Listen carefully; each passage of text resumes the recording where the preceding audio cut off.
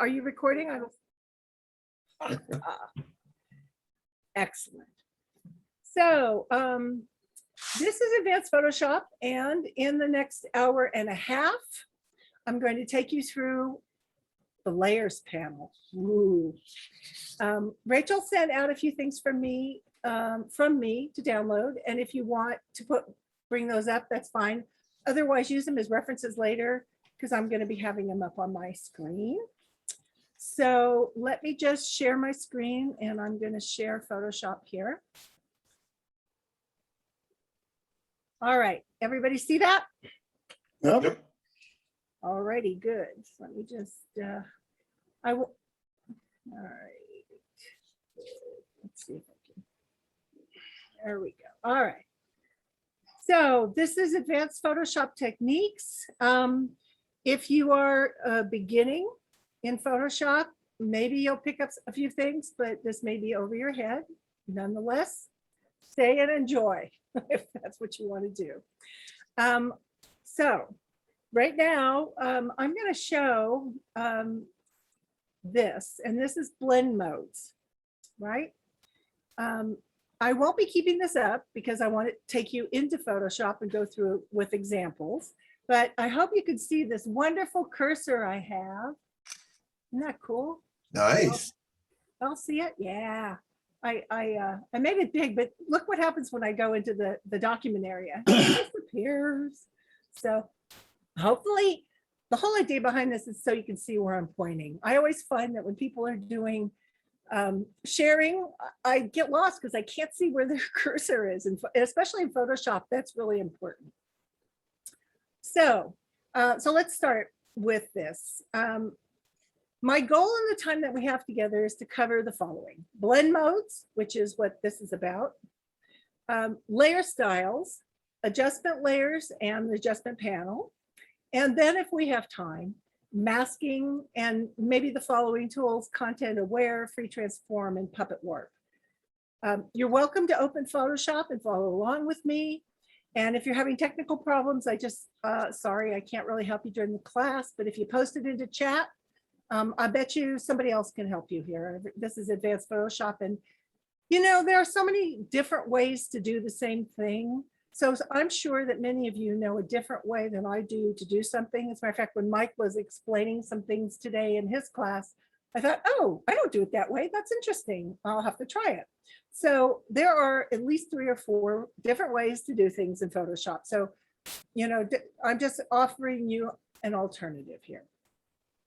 And also, just so you know, that when I'm on Zoom, it slows the processing power down in Photoshop on my computer. So sometimes it'll take longer for things to do edits than when I'm off Zoom. Just be aware of that. If you use, so let's talk a little bit about workspaces. Does everybody know about what a workspace is in Photoshop? Or let me ask it this way: is there anybody who doesn't know about workspaces? And that way I can address that. Ooh, everybody knows about workspace. Okay, cool. Then I don't have to talk about that unless, so this is my workspace area over here. And this is the default workspace. It's called Essentials. I don't normally work in this. I decided to put it up today just for simplicity. I'll show you what I normally work in. My workspace is right here, and that's what it looks like. I've moved my layers and history panel here, my adjustments, my libraries there, and all my brushes here and my properties here. And the reason I do that is because I'm doing a lot of digital painting and compositing, and this is an easier way for me to work. But I'm going to go, because this is a little overwhelming to show people normally. I'm going back to my default. And the default shows that everything is on the right-hand side except for the tools, which are on the left-hand side. And in my layers panel here, I like to keep open 3 tabs and then add and subtract as needed: layers, history, and properties. So I've got layers here.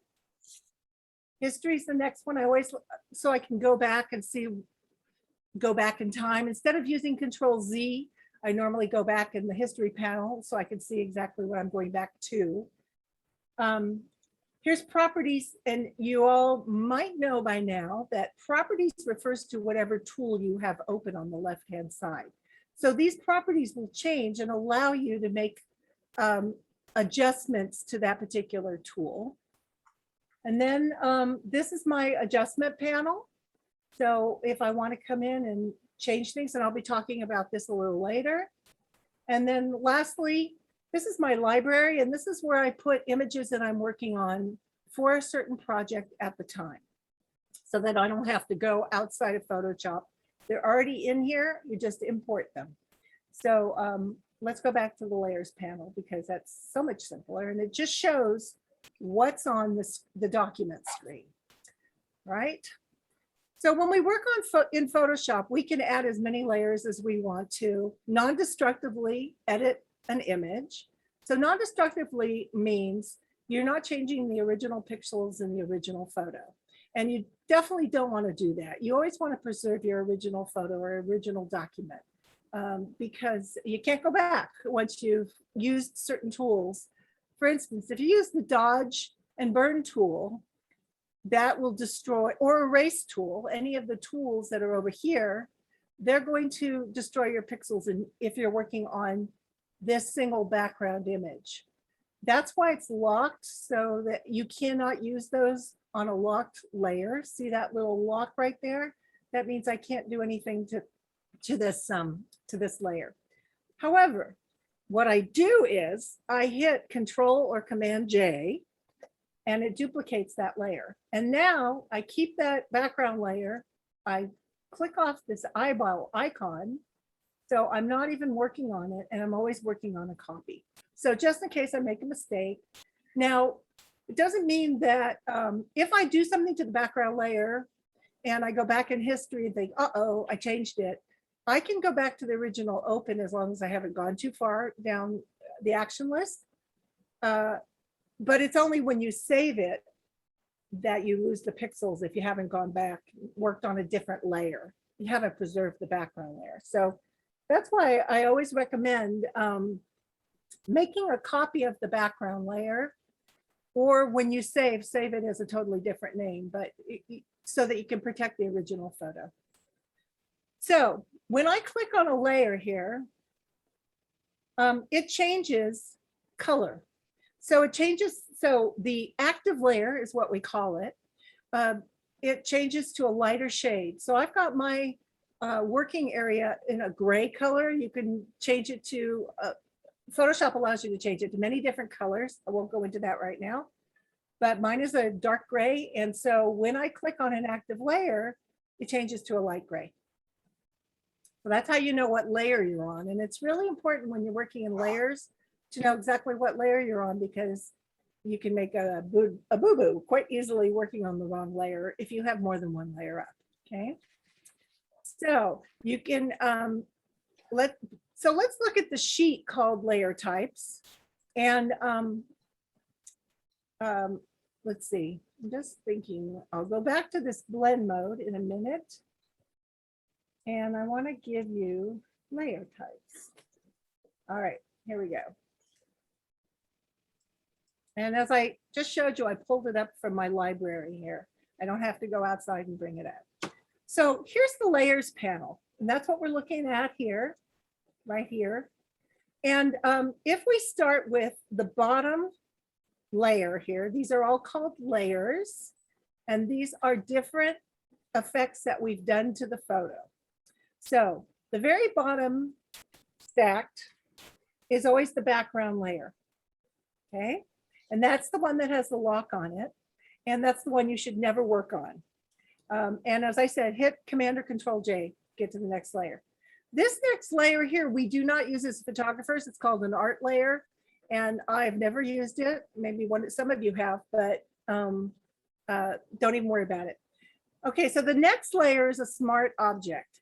Now, smart objects can take a whole hour to talk about and demonstrate in and of themselves. You use smart objects when you want to preserve the original photo that or image that you're working on. And you can click. So I'm going to show you smart object here. Let's see, here we go. So here's my background layer. And as I said, I don't want to work on that one, so I'm keeping it. I've made a Control J, Command J, and I've done a first layer here. And as Mike said earlier today, you can change the name of these layers. Just double click on the name and it'll bring up, you know, I'm going to say duplicate layer and that, and then hit enter. And that renames that layer. And now I feel safe to work on this. So smart objects, I'm not going to, as I said, I'm not going to get into detail on them in you know, exact detail, but what they do is preserve the copy. And if you want to make adjustments to it, it'll open it up in a second file. It preserves it in a second file. You make the adjustments, save it, and then it'll take all those adjustments back to the original photo. So the way you do that is you right click on the, not on the photo, but on the color part of the layer. And then you scroll down to convert to smart object. So I've just done that. The way you know that something is a smart object is you will see this little square on the bottom right. And that tells you now this is a preserved layer that you can do adjustments on. And I'll come back to that because that we should go further on what I'm talking about before I take you over and mix you up. All right, so let's talk about, let's go back to our layers. So this is a layer mask. The way you get to a layer mask is you go to the bottom of your layers panel and there's a square with a white circle in the middle. And you can look over on, hopefully you've opened your Photoshop program and you're following along with this. But a mask is what allows you to take out parts of the photo non-destructively or put in parts of a photo, especially if you're blending two photos. And I will demonstrate that for you. Okay. Layer styles, those are the adjustment layers. And you can get those through three ways. You can go to layer. Let me get a picture up here because that was a GIF. So you get a layer and then go down to layer style. And then it brings up blending options. Okay. And these are where you add strokes around things, like in these words here. This is a stroke. You can add shadows, glows, drop shadows, and I'll go through again those later. But that is to show you exactly what, that's a layer styles, and they show up underneath. Like right here, I'll add a layer style. I go to FX down the bottom. Let's say I do a stroke. I'm not sure where they're going to put it because that's the whole picture and you can't see it because it's black. But if I add something like an outer glow, which it won't show, I don't think. Let's use an inner glow. Now, let me see. It won't work on this picture. Doesn't matter. I'm going to show you how to do it later. So, but the whole point is that it shows up on the layers panel underneath that main layer. Then there's an adjustment layer. So you can get there a couple of ways. One is you can add it through the window here and just click on adjustments. All these tools and panels are found under window. Okay, so I'm looking at the adjustment panel. I keep it up. Say I want to get to it from my layer panel. I just go down here and it's that yin yang. Again, I want to go back here.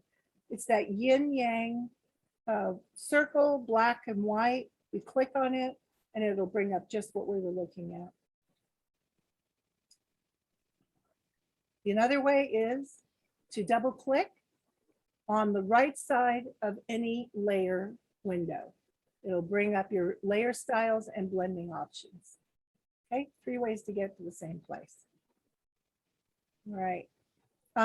As you know, when you type into Photoshop,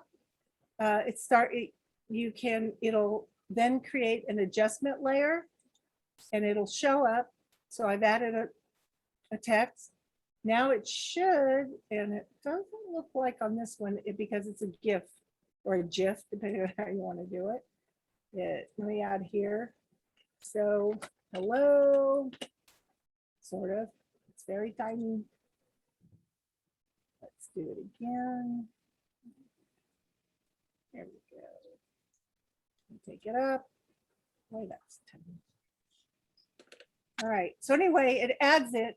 And as you see over here on the right side, the whole point of this is to show you that this is now a text layer in the layers panel.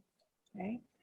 I don't want it there. I don't like it. I'm going to get rid of it. So I left click on it and I just pull it down to the trash bin on the bottom toolbar and it's gone.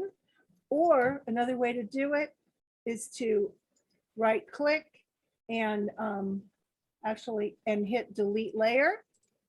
Or another way to do it is just to click on it and hit your delete button and it'll get rid of it. 3 ways to get rid of a layer in a layer panel. Okay. So the last thing on these layers here, or the layer panel I want to show you, is that let's say you're working on a whole bunch of photos, right? And let's say I've got 4 or 5, and maybe they're all pieces of a bird that I've been working on, and I just want to group them. You highlight the top layer here, top layer document, and then you scroll down to the bottom one, hit shift and click, and it'll take all of them, and then hit Control G, and that'll turn all of them. It should have, and it's not. Oh, maybe because the background layer is in there. Let's see what happens if I can do it now. Oh, there we go. See, that background layer locks things. But as you can see here now, all those ones above it are in group 1. And if you double click, you can change it to bird's leg or whatever it is that you want. And that says nerd's leg. So that's grouping, and I'm deleting the group, and I'm happy to delete all of it. So I either hit the trash can or you hit the delete button on your keyboard. Okay, so if you're in Photoshop, why don't you open 2 documents, anything you want, or open one and duplicate the background. And I'm going to go to my library and I am going to open 2 documents. Okay, let's see. Here we go. All right, so I've got 2 documents open, and I'm going to, how do you get it from the document bar into this photo that I want to get it in? Well, there's a couple of ways to do it. You can just put your cursor on the photo, the middle of the photo. Make sure that you're on the crossbar up here on the left on the toolbar. So the crossbar is at the very top, or you can hit Control V, and then you left click and just pull, don't let up, and go over to the document you want to go to, don't let up until you get into the photo you want, and then let up. And now you've brought a photo into another document. You can also do it with Control C, Control V. That's easy too, but I like to just drag and drop most of the time. So I've got, now I have, if you go over to the layers panel, I've got 2 layers here. And one is the background layer, and I'm actually going to duplicate that since I did before. I just don't want to work on that locked layer. And I've got this one, and I want to be creative, right? And I want to put this pelican into this photo here. Now, if you just noticed, I was on this background copy, and when I had my crossbar, which is the move tool, I went and moved it, and I didn't want to move this. I wanted to move my pelican. So you've got to make sure you're on the right layer. Now my pelican's fine. Okay. So I want you to look, there's a couple of things we're going to do here. Look at the layers panel. At the very top, it says kind, and there's a whole bunch of icons across from that. Don't worry about that. That's mostly not for us as photographers. And it should say kind, but it's a sort function. You can sort by name, effect, attribute, color, artboard, and that's really great if you're a graphics artist. Don't worry about it as a photographer. But right underneath it says normal. And that's where we want to be, because that's what controls the blend modes. Now, blend modes allow you to blend two photos. And usually it's the bottom one with the top one. Okay. So, but you control that because you get to control where the layers are in your panel, right? Okay. So let's go. So blend modes take the values and the tones of the top layer, and then they blend them with the bottom layer. And this is the blend mode bar right here, or drop down. So if you click on it, you will see that there are 5 different sort of sections. And I'm going to take you through them all right now, because that's what we're doing today. Default is always normal. There's a long list here. Don't let yourself get overwhelmed, because as photographers, we really only use a few to add contrast and saturation. That's really what we're doing here. And the most popular are multiply, screen, overlay, and soft light. Those are the 4 that I pretty much use all the time. When you have the top layer highlighted, like I do here, this is the Pelican, and click on normal, it'll drop down and it'll show you all those blend modes. And I can use them all on both of these. But the real key here is don't be afraid to experiment.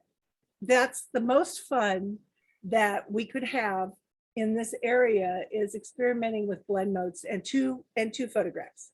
Can you do it with the same photograph? Yeah, you can. It'll actually increase contrast. And let me show you that right now. So I have a copy of my background and my background copy. And I've now clicked off the eyeball right here, which hides that layer. So this layer of the Pelican won't make any difference. So I'm back here to my background copy, and I'm just wanting to demonstrate that if you have 2 of the same photograph, the blend modes will still work. Not every blend mode will, but as I go down, I hit dissolve, and every time, or for the most part, when you are on dissolve, you won't see anything happening. It doesn't look like it's changed anything. Well, the way you change something is if you go to the right of the blend panel, it says opacity, and right below it, it says fill. Those are the areas that will control the dissolve in blend mode. So if I take opacity and click on it and then take it down, it won't do anything right now. If I take fill mode, it still won't do anything because these are 2 of the same. But let me click on the Pelican, which is a different photo, and put it in dissolve. You can see nothing happened to the photo, but as I take it down, can you see that it's starting to get pixelated and grainy?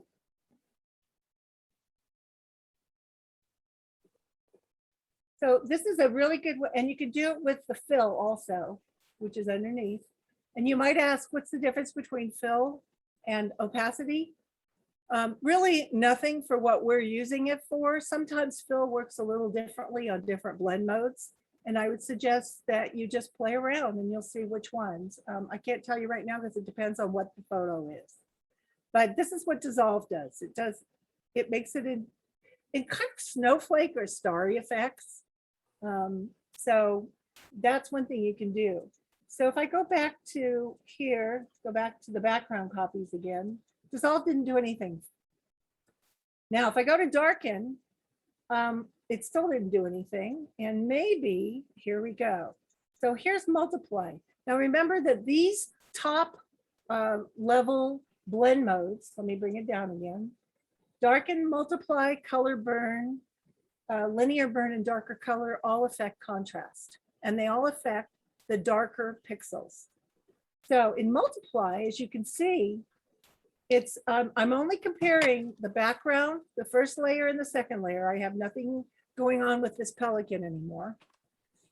You can see that it darkened it and gave it more contrast and more saturation. So I go back up. So I went from there to there. And sometimes that's a really cool look. And that's why photographers like to use it. Now you can control it if you go over to opacity, and now it'll take the effect off a little bit. So you may not like it this saturated, you want to bring it up. And as you can see, opacity controls the amount of contrast and saturation and multiply. So Kathy, I'm curious about this technique. Yeah. What's the advantage to this over just simply using exposure levels, saturation settings? You achieve the same goals, right? Depending on how you do it. That's a really great question. First of all, any time you make a change, you need to do it over here so you do it non-destructively. And as I said, so let's say I decide, let me go back here to normal. So are you suggesting that I just go down to the adjustment panel and go to saturation? Well, How you would do it? let me do one preface statement, and that's that I'm not very knowledgeable about Photoshop considering how long I've been doing it, because I started using Photoshop January 93. Yeah. But because I started using it back then, whenever I work on any picture, I just simply duplicate it and then Right. go to work. Right. So I'm working on, I don't care if I destroy the one I'm working on. Right. Okay, I see what you're saying. So I've got this duplicate here, and you're saying, why should I worry about doing destructive work on it? It has to do with adjustments. So if you're going over here and using the tools panel, let's say, once you do it, you can't, unless you go back in history, you can't get it back.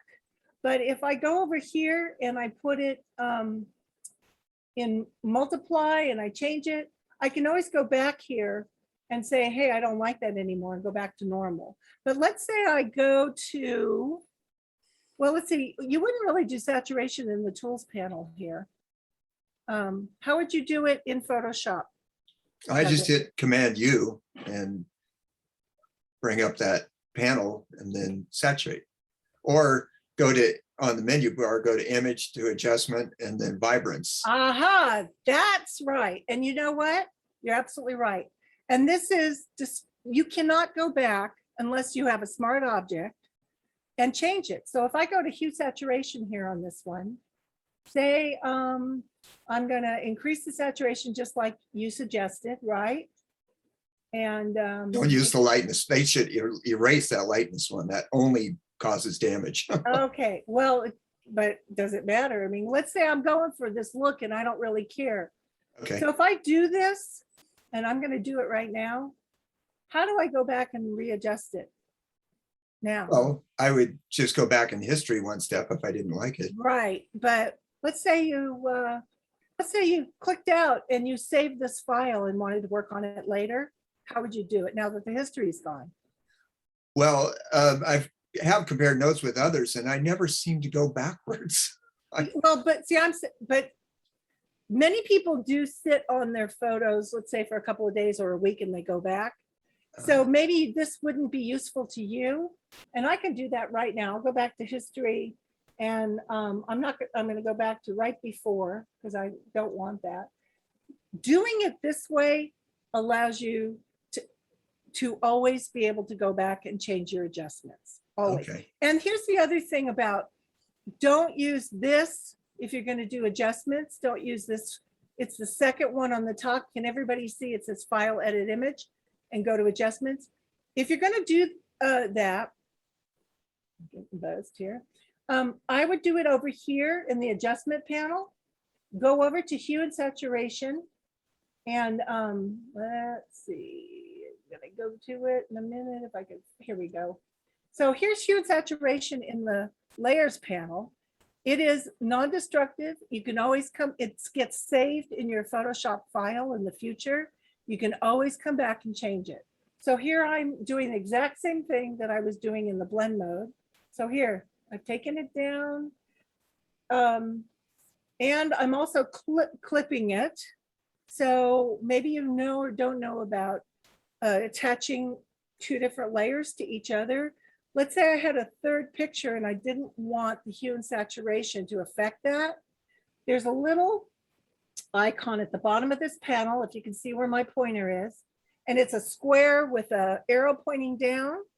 So if you click on that, that will, and go back to your layers panel, you see there's an adjustment layer here now with a mask. So let's say I decide that I don't want the rock here to be so dark. I can go in and lighten up this mask a little bit so that, let's see, yep, I got everything up here.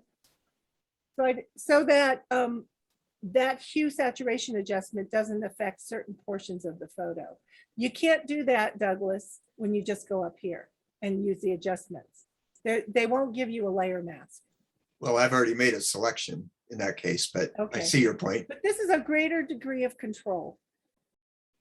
And as I said, it's saved in a PSD or a TIFF file whenever you want to save it. So great question. Thanks for the challenge. All right. So I'm going to get rid of that. I'm just clicking on the trash can, or I can hit the delete button. Like I said, there's a number of different ways to do this. I was taking you down these blend modes here. So dissolve, like I said, does effects. And it usually gets grainy look. It looks like snow or a star field. You can use it for any of those, right? And the most popular are multiply, screen, overlay, and soft light. We've got a drop down. So knowing that the darken and lighten blending groups hide the white and black, it's useful information when it comes to placing things over a background. It's not always necessary to select or mask out a background color on the top layer. So if these layers contain a black or white background, the blending modes can hide these colors and make compositing a snap. So let me show you something that I've got going here that will, there we go. Let's do this one. Okay. So here's a quick little NCCC logo I made, and it's just black and white. And I'm dragging it into this photo here. Can everybody see that? And I'm going to make it a little bit larger. There we go. All right, say you want to put a logo on something, right? And you want to need a very easy way to maybe get rid of that black and just show the outlines, or maybe get rid of the white and show what's behind it. You go to your blend mode panel or drop down here, and multiply just got rid of all the whites and kept the darks. So you can see that now, so everybody see that now the white's gone and I'm able to see the background. And actually that's what I did with this text here as well. So this is a great technique if you're using a black and white clip art or logo. Just go into your blend mode and hit multiply. So what if I go down to the opposite of multiply, which is called screen? That keeps the white but hides the black. So screen is right here, and now here we go. All the black is gone and the white's still there. Any questions about that one? Pretty cool. It's a really easy way to use logos. All right. So the other way, actually, well, I'll show that later because I want to stay on this. So let's go down to darken. That's the next one here. So as I said, darken doesn't do much. Multiply does a heck of a lot. And you can adjust these with opacity or flow. Color burn. Color burn darkens the dark color or the bottom layer, and it increases contrast even more. So it produces a darker and a more saturated result. And white, anything that's white in your photo will stay the same. I don't usually use color burn, maybe occasionally, but obviously in this photo, color burn does nothing for us. Linear burn, the next one, decreases the brightness of the bottom layer and the darker color. So as I said, all of these increase saturation and contrast in this first grouping. And last one is darker color, and it's the darkest, and it does not alter any colors. It just darkens the dark pixels. So it's not going to do anything on this because it's really, the darkest pixels are already pretty dark on here. Okay. Any questions about that first group on the blend mode? Okay, cool. You're all with me. All right, let's go to the next group, which is called lighten. So lighten is the opposite of darken, right? And that's down here. It's the next group. And the resulting color is that it displays the lightest base. So if you can see, there's no difference in here, or at least very much that I can see when you hit lighten. And I don't really use it very much. The one I use on this grouping is screen. And the reason is when you take two photos, so I'm going to put this back to normal and show you what happens. I'm going to activate the pelican again, right? And I'm going up here and I go down to screen. Normally in a different photo, which is what I'm going to bring up. Let's see which one I was going to bring up here. This one. All right, there you go. There's a picture of a cute little sea otter here. And I have two layers, right? I've got the one on top and I have the one on, so that's the top one. And this is the bottom one. And on the bottom one, it's not as, I wanted to get a little closer and I love the colors of the water here, but I didn't like the photo of the otter. So I found another photo, a close-up of the otter that didn't have the water reflections, right? So this is a perfect example of how to use blending modes. So it's on normal right now. I'm clicked on the top layer. I've got two layers, two different photos. I'm clicked on the top layer and I go down and I go to darken and it's actually doing a little bit of what I want here. I can do this. I would have to use a layer mask to blend this. So let's keep going. Multiply doesn't do what I want. Color burns too dark, all these birds. But if I go to screen, it's going to do the opposite. And now all it sees is the water. So the next two blend modes that most photographers use are the next grouping, which is overlay and soft light. These get a little closer. But because the two otters don't mix, it's not going to work. So this is the blend modes here. This is luminosity, and I'll come back down to that. It doesn't affect the actual pixels or the colors. It just affects how bright or dark things are. So I think coming back here, darken was kind of the coolest one. And if I take the opacity down a little bit, that is not going to work. I'm going to add a layer. There we go. So what I did to add a layer is the square down at the bottom, the white square with a circle in it. That brings up a mask. The mask is always white unless you want it to be black. And let me just show you how to do that. I'm going to get rid of this. Remember, white reveals and black conceals. So if you press your cursor onto the mask icon on the bottom, and then you press Alt or Option on your keyboard, and then click, it'll bring up the black mask or the opposite. Usually it's a white mask, so now it's a black mask. So what you do on a black mask is you paint with a white brush. So I look down here and I have a black and white squares. That's what I've got for my foreground and background colors. And I click on the brush. And now if I want, I can do nothing about this because I don't think I'm on the right layer. It's not working here. Well, good for me, huh? Of course, this always happens, right? Interesting.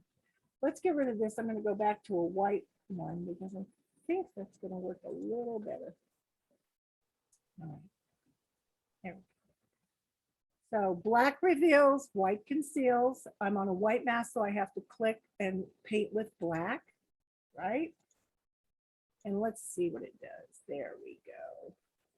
So it's getting rid of.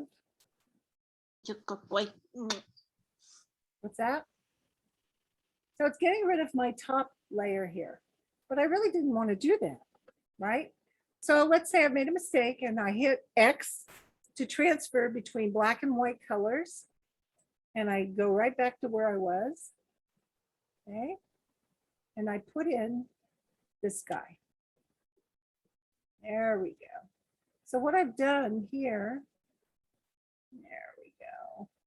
And I want, put this guy here. I don't like that. So I am going to see what happens here. Nope. So I'm going to have to go back and probably mask out a little bit of the of that area there. Let's see if that works. Yep, there we go. So I'm taking out, and I shouldn't take out more than that. I'm just taking out some of the water effects. Hello. Anyway, with using blend modes, I didn't have to cut out the subject. And especially on animals or people with hair, it's really tough to be accurate to do that. So blend modes allow you to blend two photos together.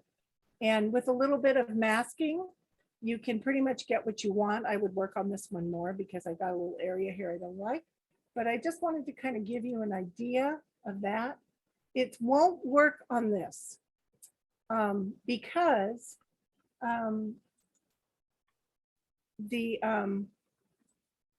while I'm in darker color here and I'm on this, you see, it kind of helps, but he disappears whenever he's around something black. But you have to remember that in darker color, it's going to affect the dark pixels. So let's say I go and screen won't work, overlay won't work. So in this case, you would think I would have to select this guy. There's one other thing I can do, and I will do that later. And it's called blend if. And I will talk to you about that. So let's keep going on this because I want to take you down. Like I said, overlay is very popular. It does the, it adds some contrast, but not too much. This group that we're in adds different amounts of contrast. So this is all about contrast. Soft light, less. So let's do soft light, little less. Hard light, a lot of contrast now. Vivid light, you can see it's starting to get really nasty, right? Vivid light works like hard light, but it uses color dodge and color burn rather than multiply and screen. Okay, so it's higher contrast. Linear light, which is this one here. The blend color is the light source, so this yellow here. And if it's lighter than 50% gray, it's dodged, if that makes sense to you. You should know what dodging is. If you don't, that means it's you bring in or you cover the color. Dodging covers the color, burning intensifies it, right? So then you take it down to pin light, which is the next one. I like this one. I actually use this quite often. It's it just lightens the darks and darkens the lights a little bit. So it does sort of a medium job of contrast. And then hard mix, you can see, it's almost like solarizing it, right? It reduces the image to a solid red, green, blue, cyan, yellow. These are primary colors. It doesn't allow any gradients in the photo. So if you're trying to like solarize, hard light's probably fine. Okay, the next one, difference. Have any of you who, before there was auto blend in Photoshop, did any of you use difference to line up two photos that were slightly different, but you wanted to make one composite of them? I've done that before. Yeah. So let me just show, and you don't have to do it now, do you, Ellen? Because there's auto blend and auto align. It does a generally pretty good job, but there are still times that I've had to go back to it because it's just wasn't doing it Okay, let me show you why you would have to do it now, because this is the only reason you would have to do it. Everybody see this woman with glasses? Yeah, okay. So if you're doing a portrait or you're taking a family photo and people are wearing glasses, this is where difference comes in handy, okay? Now I've got two photos of this lady, one with her glasses on, and then you have them take their glasses off. And if I put this top layer in difference mode, so remember we're down here now, it's pretty cool, huh? But what happens is if you line it up, you have to be on the move tool. You line it up, and the darker it gets, it should get, if it's exactly right on, it'll be black. And that's how you'll know you've lined them up.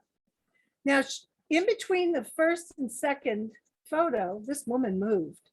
But I bet that now that I've sort of lined them up a little, I can put a mask on. So I'm clicking down here again. I'm putting a mask on her glasses photo. And I can take a brush and use black. And we can just take her glass out. Whoops, I took too much of her glass out. And there you go. We've revealed her eyes. And let me just take this down a little bit more. There we go. Or she'd work on it a lot. Stop that. You'd work on it a lot slower than I would, but here you go. Easy fix to glass reflections. And that's using blend modes. And that was using the difference blend mode. So all you have to do is save it and her reflections are out and she's wearing her glasses. So if you're taking photos of family members, remember this, okay? All right, let's go on to exclusion. So these are all pretty much the same. They allow you to compare two different photos. And as I said, it was useful before auto align and auto blend. As a matter of fact, let me just show you something here. Since we were talking about auto align, I'm clicking on both of these. So I've highlighted and all I did was click shift on both of these. So they're both highlighted. And now I go over to edit and I go down to, and you can't auto align a locked layer. So I just reminded myself, so I've made a background copy and now I'm got the two layers selected. Go over to edit and now it is not on. What? Oh, I know why. Let's just, the reason is, so see, remember when I saw about smart objects? This glasses one is originally a smart object. So I have to rasterize it. Where are you? Here it is, rasterize. So it takes the smart object off. Then going over to edit, and here you go. Now these are all lit up, auto align and auto blend.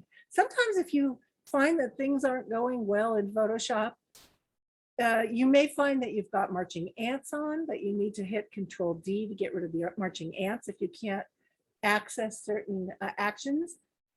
In this case, you can't do it with a locked background layer. Check for that. And also this one was a smart object. And so I had to rasterize it, which means make it so that it can't be edited in a smart object again. So now auto align layers. So I'm going to see how well this does.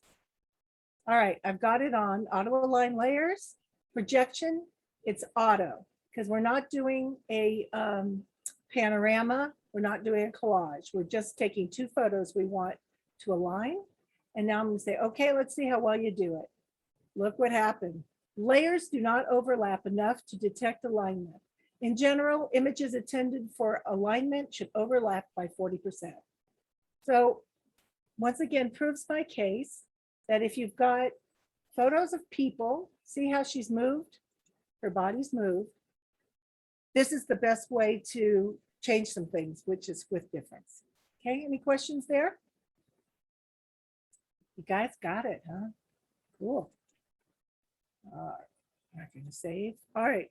The next three here, which is hue, saturation, color, and luminosity, is they affect the color of the photo, either the hue or the saturation, but not the luminosity, which is the brightness, right?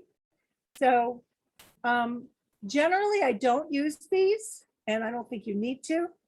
And they won't change unless one of your photos is like a different color. So let's say, why is that black?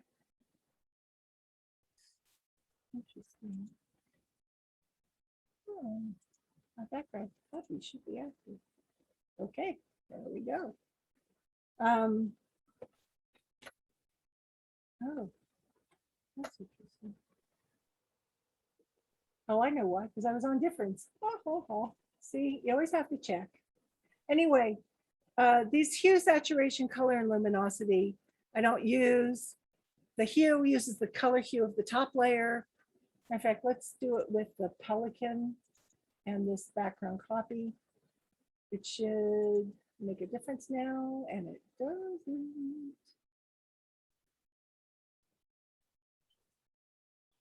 Nope. Okay, not going to work. I'm just going to tell you because I don't use them. It uses the color, hue uses the color hue of the top layer, and the saturation and the luminosity are left alone. And saturation uses the color saturation, just like it's called, of the top layer. And the hue, again, and luminosity are left alone. Color, if you go down to the next one, down here, the color from the top layer is used, and the image detail is left alone. And luminosity keeps the texture, and it's the opposite of color. So I would suggest if you have two different photos to play around with these. Okay. Any questions about this, the blending modes? Because we've gone through them. You got it. Great. And you're going to play, right?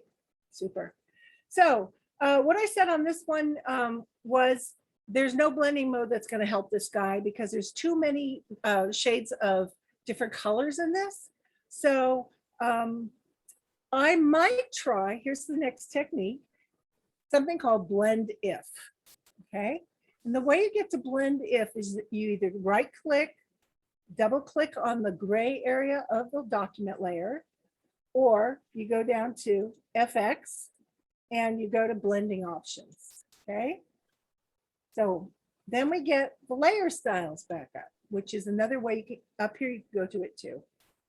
There's a little area down here called blend if gray.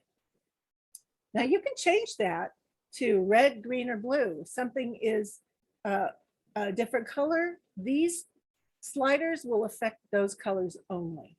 So let me just show you what happens. I double clicked on this Pelican layer. I'm showing you, I'm down in blend if. It says blend if gray, and that's what they're using is 50% gray. And this top bar affects the top layer. This bottom bar affects the next layer down that you're comparing it to. And so let's say I want to get rid of all those bright pixels. And so I click on the very right-hand arrow and I start sliding it. Well, look what happens. It starts taking all the bright pixels out. But as I keep on going, unfortunately, it kind of starts taking pixels out of the Pelican. Now, what I can do is I can hold down my Alt or Option key, keep my pointer on that arrow and slide. And what it does is it splits this blend if. So I've taken it as far as I can with this slider, the right slider. And sometimes this left slider will work. It's not really doing it because it's not getting rid of enough of those very bright pixels. Okay. Now, if I work on the right-hand side, this takes care of all the dark pixels. And immediately you're going to see that the Pelican's going bye-bye because it's the darker pixel in here. Same thing, if I go up and I return those, if I go to the underlying layer and start with the very brightest pixels, it will get rid of. But then it starts bringing the dark pixels in from the underlying layer. And the same thing here. It's not going to work. So I would always check blend if first if you don't want to deal with selections. But let's go to selections. So over here is selection tool. I'm assuming you all know about this. Go to quick selection. Up here on this bar, select subject, right? Click on it. Make sure you're on the right layer, which is the layer you want to select. So now there's some marching ants around this guy. What I'm going to do is select inverse, and then I'm going to hit delete and Control D. And it's done an okay job, but you can see there's more in here to get rid of. So that's the problem with selections. If you can do the job in your blending mode or in blend if, start there first, and then you're going to have a little more work to do when you do a selection. Any questions about what I just did? Alrighty, cool. All right, what are we doing? How are we doing on time? I think we go to 3:30, right? Is that true, Douglas? Yes, go Okay, to 3:30. cool. So you've got about 35 minutes. Excellent, because then we can do some more things. And then I can ask questions too, or answer questions. I can ask you questions too. Okay, so I've gone through the blending modes. Let's go through the adjustment layers panel. All right, so adjustment layers. Now you can access that through your window up here and go down here to adjustments and bring it up. And I've got it always over here anyway on my Photoshop. Because I do use adjustments often. But the other place you can do is go over here to layer, I think, and it should, no, it's not that one.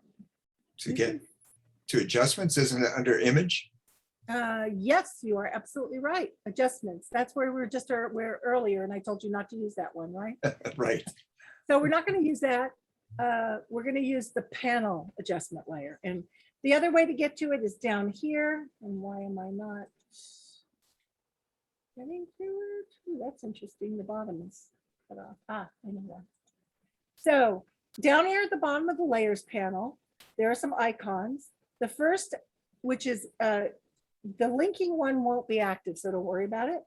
The first one says FX. So those are your blending modes, right? The next one is your masking tool. The next one is your adjustment layer, and that's how you get to it. So you can either get to it down here, or you can open it up in a separate window in your panel, either way. This just shows the icons. The one down here shows words. So let's go back there. All right, here we go. So these adjustments all add an extra layer to your document and a mask, so that you always have the ability to change these adjustments. And when you use one of these, there are two pieces to the document, which I'll show you. One controls the properties and the other one shows the actual mask. So, or the layers. So I'll show you right now. So I hit solid color. It brings up the color pixel panel. And let's say I have this really gorgeous bright green. All right, and I hit OK, because that's maybe the color I want. Maybe I want to do a sunset though. Let's see. Maybe I want to do a sunset. Let's do that. So let's go over here and bring up the color picker again. And I want sort of a sunset color. So I've changed it to orange. And why? Oh, I see what's wrong. Okay, so let me show you what I did wrong and how to do it right. So here is what happens when you go into the adjustment panel. It creates another layer in your document, and it's always on top. And it gives you two different, it's a split document, and it's linked. One is the mask. The other one is the actual color and color adjustment. So if I double click on that particular window, now I can go in and change. See? All right. So it's hiding everything. It's above everything. But if you go in and you go down to color, Remember I said, I don't use them very often, but you can. This is when you can color and tone your photos. So it took that orange, but it made everything orange. And I can change opacity and make it to a lighter kind of effect, or totally orange if I want. Or let's say I want to affect only a few things on there.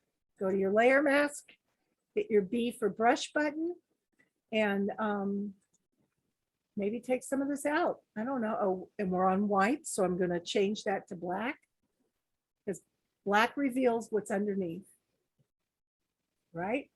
If it's a white mask, you paint with black. If it's a black mask, you paint with white to reveal what's underneath and to take off the effect.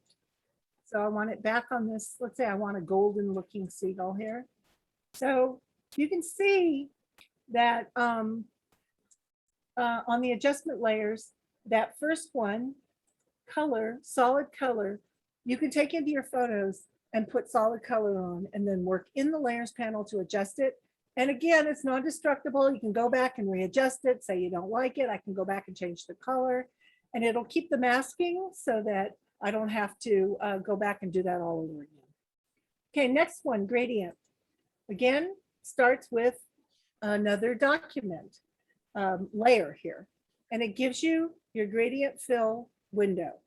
So let's say I want to use a gradient and I want to do a foreground to transparent, but I don't want it to be orange. Let's say I want it to be yellow. So I clicked on that little square there, and then I click on the color. Let's say I want, oh, that's really lovely, isn't it? And I hit OK. So this is a linear gradient, and I hit OK. So I can go back into this and, let's see. I don't like that. I can double click on it and change the gradient, change the angle. Let's say I want it coming like the sky. And you can change all these things. And then I take my opacity, take it down. And now I've got a nice little sun coming in from up here. I can go to the mask. I can play with it, get rid of it. I'm on white again, of course, and get rid of that mask. Okay. So that's gradient. Let's get rid of the sky. All right, next is pattern. I never use this, but let's say you want to put a pattern in the background. Let's say you want to make a frame for a photo. And here's the scale. So it's on the top. Let's say I want to make it a frame, right? So I go to my rectangular marquee tool and I do what I think maybe is the picture below. I'm just guessing right now. And then I take it and fill it with black. So I'm right clicking on this now that I've made my marquee tool, right? Right clicking, hit fill. Why won't it do it? Interesting. Should. Okay, if it doesn't work that way, there's something I'm on the wrong thing. I'm not on the mask. Always look up, because if it's there, fill is active now. And I want to fill it with black because it's going to hide the effects of whatever I did here. There you go. So I have a really funky frame now for my photo with a pattern. But like I said, don't really use it very often. And I can take that pattern and take the opacity down a little bit so that it's kind of just light in the background. I don't know. You might think of something fun to do with it. All right, so that is that one. That was great pattern. Next, you go down to the next grouping, which is brightness, contrast, levels, curves, and exposure. So that affects the lightness and darkness of your photo. And again, these all do the same thing. And by the way, you should be doing all this in Lightroom or Camera Raw. You shouldn't have to do it here, but this is so you know that you can do it.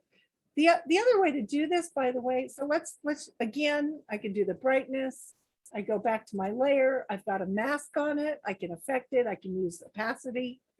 But the thing I usually do when I want to work on some basic adjustment stuff, and I didn't want to go back to Lightroom because I never do, is I use Camera Raw as a filter. And Mike was talking about that earlier today. Just go up to filter. Let me pick this, go up to filter, go down to Camera Raw filter and click on it and do all your adjustments, then save, and it'll save all your adjustments that you just redid in Camera Raw and bring it right back to Photoshop. Okay. So, so while I'm taking you through this adjustments, it's pretty much the same thing. All the things that you would do here, you really should be doing in Camera Raw or Lightroom. But I just wanted to show you, and I'm not going to go through them all. I just want to show you they all come up. They cut, and you see the adjustment on the property panels right here. That's why I always have them up here. Here, let me get back to this one. And let me go to the property panel. And I can go back and change the brightness or contrast if I want. This is all some easy to go back to. And it changes, the property panel changes depending on what adjustment I'm on. So now I change the color, go back to the property panel, and you know, you can go and work. Normally on this one, it just pretty much, you can change the mask density. So, and that's another thing here. If it says density, you're changing the mask, okay? So That's Kathy, can I yeah. jump in with a question? You said Yeah. really be better to doing this in Lightroom or Camera Raw, Right. and that's because of efficiency? Because generally, if you're going to adjust a photo, don't you want it the way you want it to look? Like, for instance, when I use Lightroom. I use Camera Raw as a filter, but I use Lightroom as my catalog. I always import to Lightroom. So I always hit auto because I think that it does a fantastic job.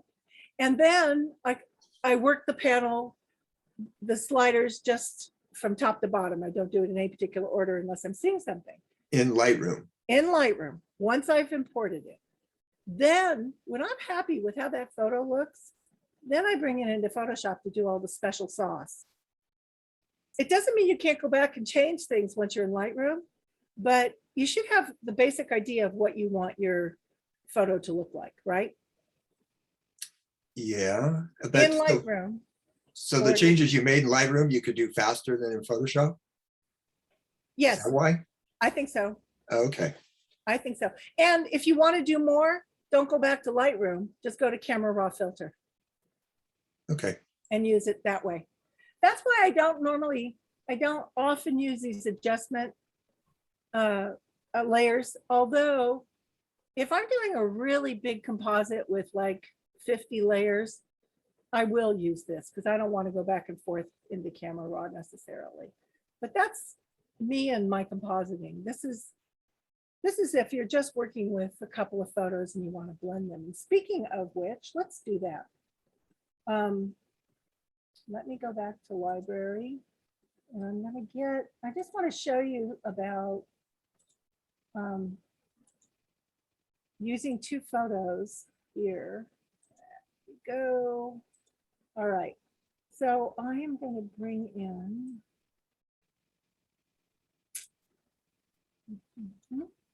Not there, it was too large.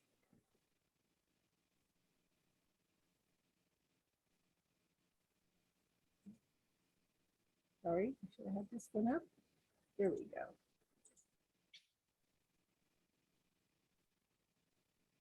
All right.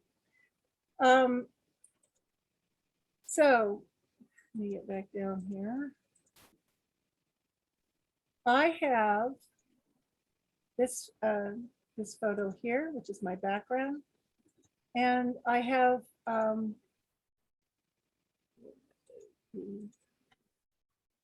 we go. Okay, so I have these two photos taken in the same place, but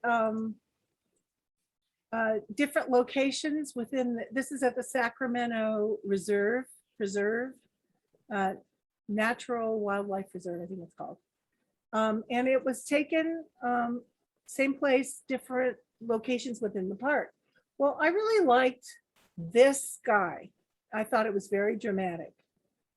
But I kind of liked the grassy area down here. So what I want to do is blend these two.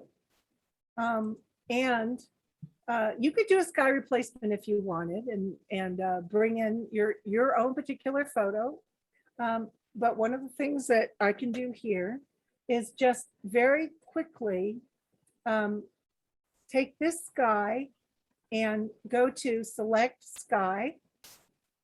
So I'm on this top layer. Photoshop is saying, okay, I'm going to find the sky. And there it goes.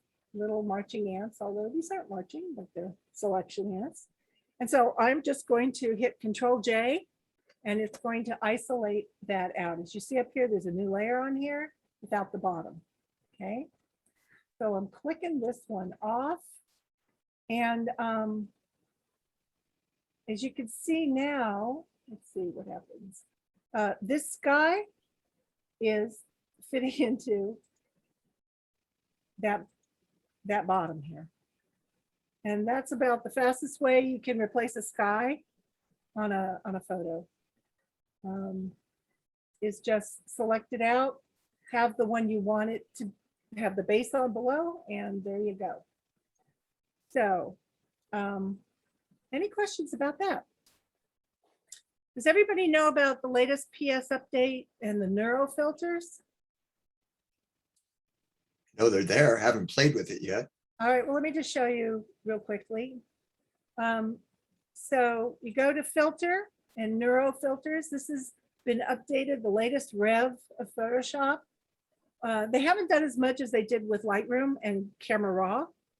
But one of the things they added here is called harmonize. And you take two photos and it'll harmonize the color between the two photos. Now, in the past, when I wanted to do that, in fact, let me show you. When I wanted to harmonize two photos that were from different locations, I would go up to image and then adjustments and then go down to match color. Okay. And then down here, you select which one you want. Let's say I want to match the color of that title. And then you can adjust and I can make all kinds of weird things. But generally the whole idea is you really want to match it, not bring in two different colors. So anyway, that's the old way to do it, was to match color. Now that they have the neuro filter, you go to neuro filters and then you hit harmonize. And it'll ask you pretty much harmonization and turn it on. And then you select up here, you select a layer. So as many layers as you have open in your document. So let's say I want this background copy, because that's the next one. And then it'll process on your device here. And actually they shouldn't be that much different because I'm not showing you two different colors, but you can see now that the two documents adjusted their color, and you have control over here and you can change the strength or any of these sliders, which I don't need to go through because you guys are pretty cool with that. The other thing they have here is a depth blur. So let's say you've got a portrait of somebody up here and you want to blur the background. You can do that in a neuro filter. You can colorize. I would highly encourage you to go in and play with the neuro filters. They're very fun and they sometimes work and sometimes don't. So let's see, last one. I have a picture here of one of our favorite people. Let's see if I forgot. Oh, I do. Look at this. Who could this be, Ingrid? So a picture of Ingrid. And let's say I want to do a custom shape here. Let's say I want to do a, I'm going to open up a mat. Let's see, here we go. Oh, can't be found. Why is that? I got rid of it. Well, I can make a map, what the heck, but let me see. Let me go to open. I'm going to open a mat. And I knew it. Let me just do that. Let's say you want to mat a photo. Now, there's a lot of different ways to mat a photo, but say you've got a pre-done mat. There we go.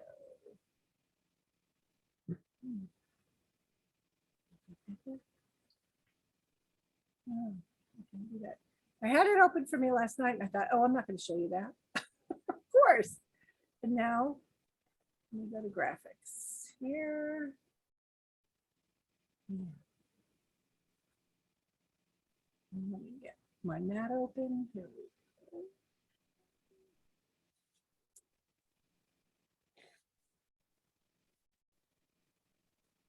I am so sorry. It's escaped me today. But I did want to show you. Do you all know about clipping masks? So let's say I do this.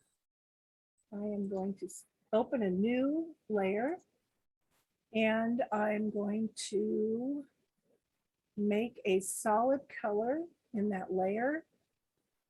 All right, here we go. I don't want the eraser tool. There we are. Paint bucket. Let's say I want it to be white. So Kathy, by matte, were you just wanting to put a border around the picture? Yeah, and I know there's other ways to do it. You can use canvas and all that. Yeah, I do. But I was just wanting to show, yeah, I just wanted to show a clipping mask. So Okay. if I go in here, I'm gonna just make it quick and dirty here.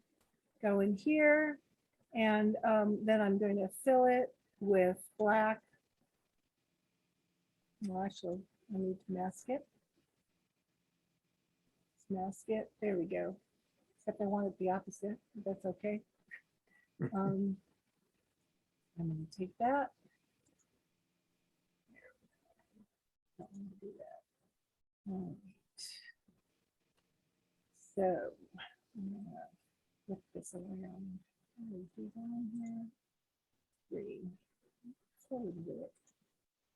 Well, heck with that. Sorry, I'm trying to do something like I'm a smart aleck here. And let's do that. And let's see if it'll work, right?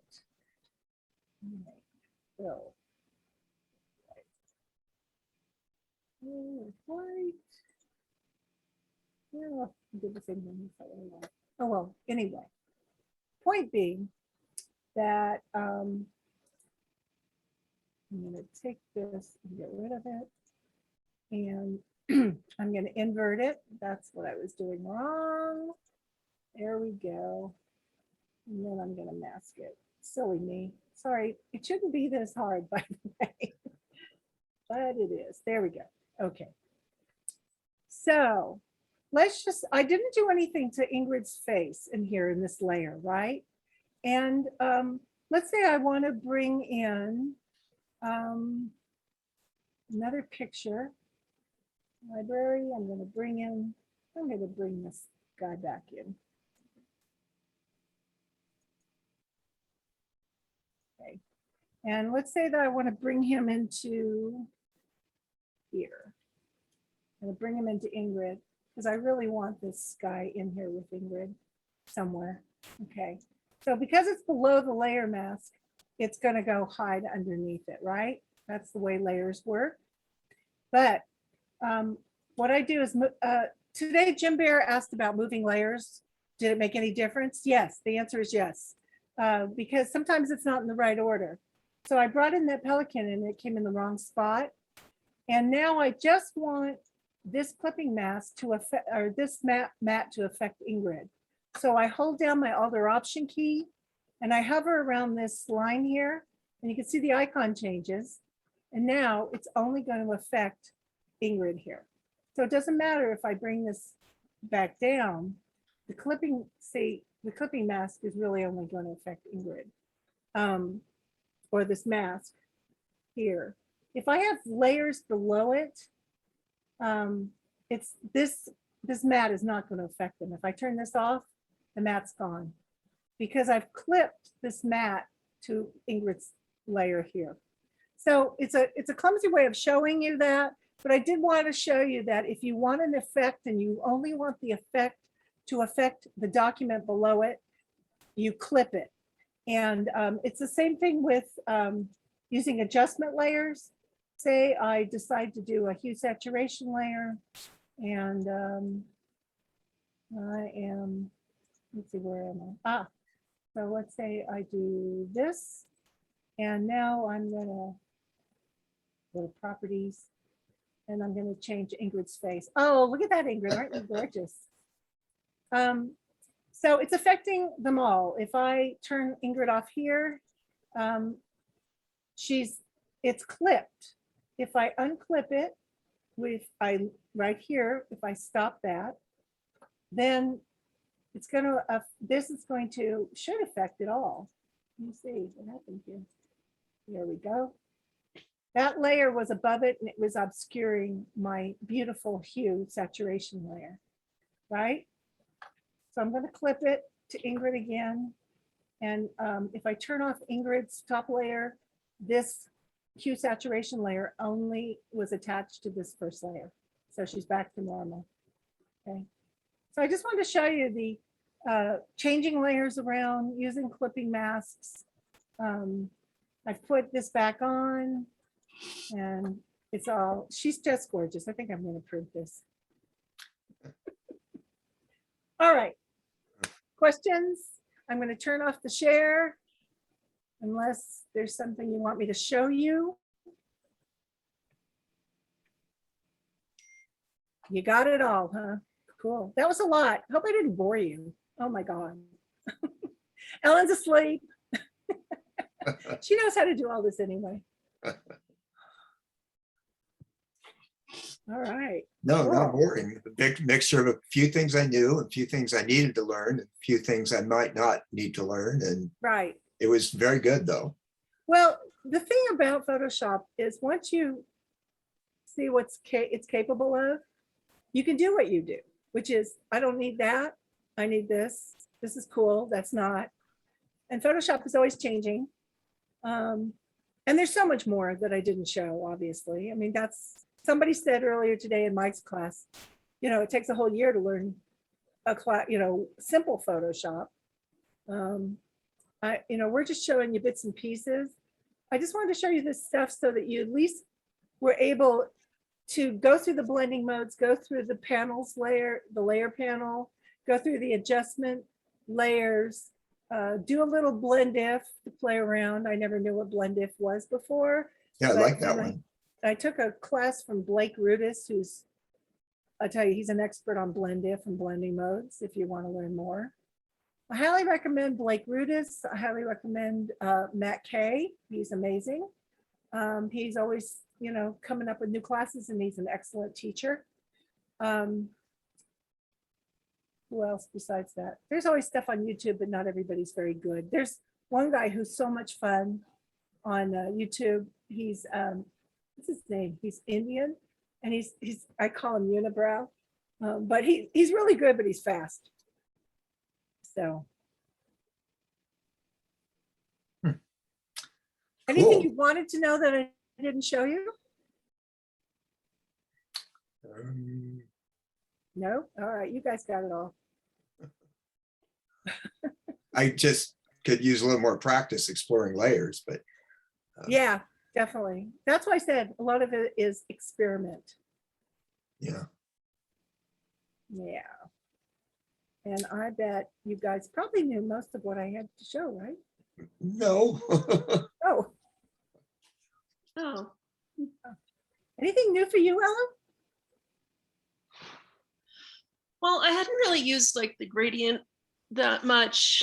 And like the pattern, those two were ones that I was just like, I never really used and never really needed to use them.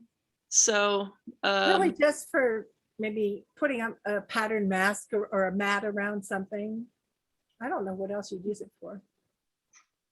Maybe changing somebody's clothes and putting them in mod clothes. yeah, could be. Yeah. But Find a cool pattern. It could make a good background for a Yeah, portrait. definitely. Mhm. Well, that's, that's what I used for Sheila's photo. I did a pattern. background. Oh, okay, yeah, because no, I actually I thought I remember that one. That was a really great photo, and I thought that was like I thought it was wallpaper. Mm-mm. I made that up. And I did use a pattern there. So. All right. Okay, shall I stop recording? I think so.